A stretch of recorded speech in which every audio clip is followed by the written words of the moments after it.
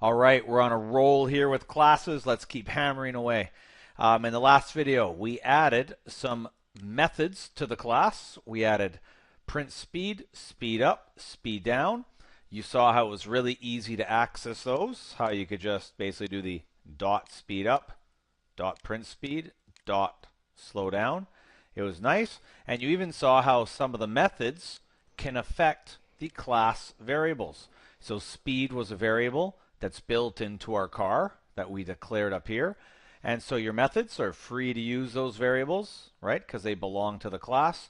And we changed them and checked them, and everything worked out nicely. Now what we're going to do in this one is we're going to take a look at what we discussed before. Speed up currently only makes the car speed up by 1, right? That's pretty limited.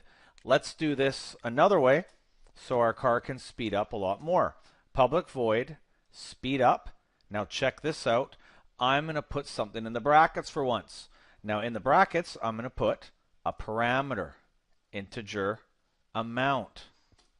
Now, what this is this is implying to whoever uses this method, speed up, that they can provide me with an integer value. And if they provide me with an integer, then my method is going to create a variable called amount. Amount will be set to whatever value they give me, and then I can use it in my code. And I can say something like speed plus equals amount. And so I make the speed go up by whatever amount they give me. Now this is obviously far more flexible than always going up by 1. Now you'll notice this method's called speed up. This method's called speed up. How does it know which one to run? Well, it's all about what's in the brackets. This one has nothing in the brackets. So speed up just looked like that. Let me just take this out for a second and do this. So that's just regular speed up. Or I can say Bob speed up. And you can even see here the compiler knows there's two different speed ups. One that has no parameter and one that has a parameter that's an integer. So I'm going to use that one. And I'm going to say let's speed up by 100. And then print the speed. Notice no red lines. It all works nicely. And that parameter 100 gets passed in here. A variable called amount is created. Amount is set equal to 100. And then speed, add on amount, which is 100. And there you go. Now to actually see this in action here, let's take this one out. Let's just start with our car that had the constructor set it to a speed of 5. Print the speed, speed up by 100, print the speed again. Just to show that this is working, a nice use, beautiful, of methods that accept parameters. So once again, the little definitions here, this is the method name, speed up, and this is one integer parameter. The name of this doesn't really matter. I could have called it A. Then of course you'd have to change that to A. But it's nice to give them names that actually represent whatever they represent in your code. So I'm trying to go up by an amount. Amount's a nice one to put there. Now by the same token here, you could really quickly write one for slow down. Give it integer amount as well. And you could say speed minus equals amount. And if you wanted, you could do this little check here as well. Just copy paste. And this little check just makes sure that if I did go below 0, I just floor it just to 0. Okay.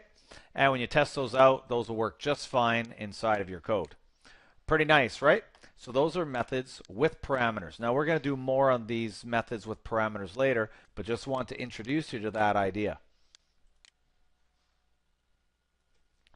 So let's say you are now asked to make a method that prints out honk a certain number of times.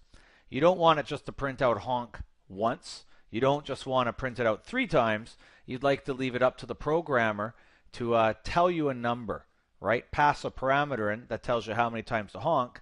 You could end up doing something like this. So I'm going to write a new method here, public void honk. And this one has to have a parameter. I'm just going to call it count. And count is going to determine how many times I honk. Well, how many times I honk? Beautiful for a for loop. I could do like integer k is 0, k is less than count, k plus plus, and I'll do a little system out print line beep. And that's basically my honk method. So if I pass in the number 6 there, it's going to run this loop 6 times. And I'm going to get 6 beeps. Just to give this a test in our code here, you'll see here, let's honk after all this is done. Let's honk. Now notice, that does not work. This honk method, when we hover the red over, it says method honk cannot be applied. And it even says required integer. Found? No arguments. So while I've called them parameters, they're also known as arguments. And so NetBeans calls them arguments. And so I've passed no argument in there. Let's pass in 6 as our argument. So when this comes in, integer count is created. It's set equal to 6. And then the code runs based on 6. Giving a quick run to test this out. And you can see there 5, 105, and our 6 beeps. Nice. What you're going to realize as we get more complicated with these methods later on is sending the parameters in makes your code far more flexible for your classes. Because now this method, you know, it's good if I want to print 1 honk. It's good if I want to print 1,000,000 honks, right? Not bad. That's it for this video. You got a little basics there.